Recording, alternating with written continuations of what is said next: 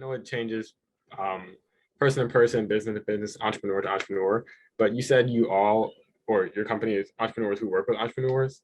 What's a common blockage that you see that prevents an entrepreneurial venture or an entrepreneur themselves from like reaching their own idea of success? And then how do you go about breaking that blockage? Awesome. Oh my gosh, I love this question. Thank you. Okay. So the thing that I see most is entrepreneurs believing that they have to do everything themselves, right? A serious lack of understanding how to successfully delegate and outsource. They get to a place, especially at the beginning, where they feel as if this is not something that they can let go of in any way. And they also feel it's not just a matter of control. It's a matter of them feeling like, well, how will I really understand every aspect of this if I am not touching every aspect of it? It's coming from a place of wanting to feel successful, right? And so this is one of the things that I say to them, okay? First of all, one of my favorite expressions for entrepreneurs of all time is do what you do best and outsource the rest. And I don't say this only because of the mental load. I say this because of the opportunity cost. Has anybody heard the phrase opportunity cost?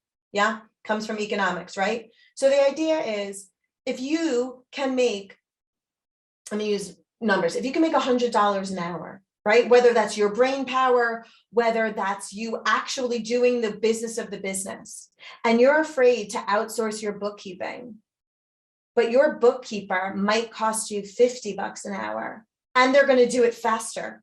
And you don't have to learn QuickBooks or Xero. The opportunity cost of you doing the work is extraordinarily high. So one of the ways that I get through to some of my entrepreneurs is we actually do an assessment. Well, how long will it take you to do your books? Or how dirty were your books and how much did your accountant charge you to fix them? Because your accountant's going to charge you $250 to fix your dirty books, right? I say this because we own a part of our business is we own a bookkeeping company. So I literally have this conversation every day. Okay, so they say, oh, well, yeah, my accountant's super expensive and he or she is pissed when my books are dirty. Like, yeah, they don't want to go into your QuickBooks, right? And yet it took me 9,000 hours and I didn't get to this thing that was really important. There's your opportunity cost, right? So one of the things that gets in the way, and for everyone it's different. For some of them, it's the books. For other of them, it's, I don't want to pay somebody to just figure out fonts and, I'll just do my own website. God help us all, right? Or I can, just get some clip art. What do I need to invest in an artist to actually do drawing? Or I'll use one of those, easy peasy things for my logo, right? They devalue it at some level because it's not what they do, because they're thinking that anything other than being extraordinarily miserly is being a bad business person. You're spending too much money on all of these costs, right? So this is something every single one of them struggles with. But again, to your point, in their own way, based upon, like I have a client who will spend hours in her templates because she's an artist. And she's like, it has to look pretty or else I'm going to freak out, right? Whereas other people would be like, oh my God, who cares about the template? What matters is the offer. Right. And she gets a little hung up on how to frame the offer, but hot damn, it looks gorgeous. Right. So everybody has that piece of it. So that is absolutely, I talk about opportunity cost. I talk about what, or actual cost, right? If you don't get the bookkeeper and then you try to have your accountant fix the dirty books, that's a great example. And I think there was a second part to your question, but I'm forgetting what it was. Did I answer it or was there a second part? I think you answered it. Was what is a common blockage, and then how do you usually go about trying to address that? Great. So that's what I do. And so far it seems to be extremely effective. Hitting them with the, do what you do best and outsource the rest. That tugs at their, I really don't want to do this, like organ, if you will. And then showing them the real loss. I'll give you another example. Okay, a really quick one because I know we're out of time. I had clients, I did a business intensive with them. It was 6 weeks. We met every Monday for 6 weeks for a half a day.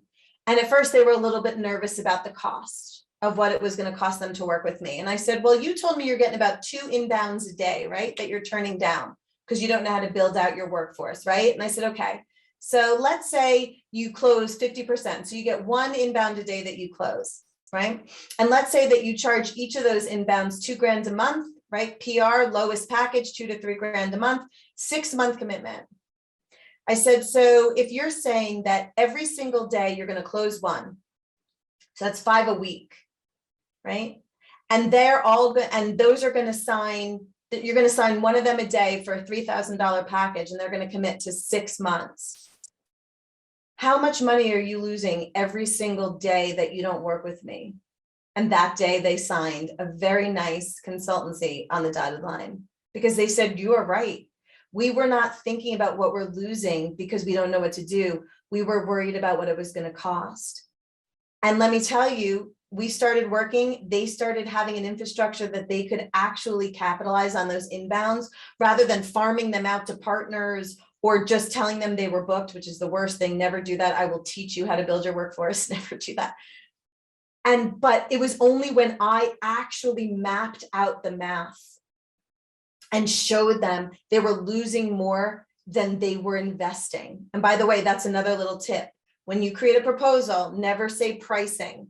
Use the term investment at the bottom, right? This is not what it's costing them. This is what they are investing in themselves. The psychology of that's really important. So again, and that was how they signed on the dotted line. And then they actually signed a year-long commitment to work with me on top of that.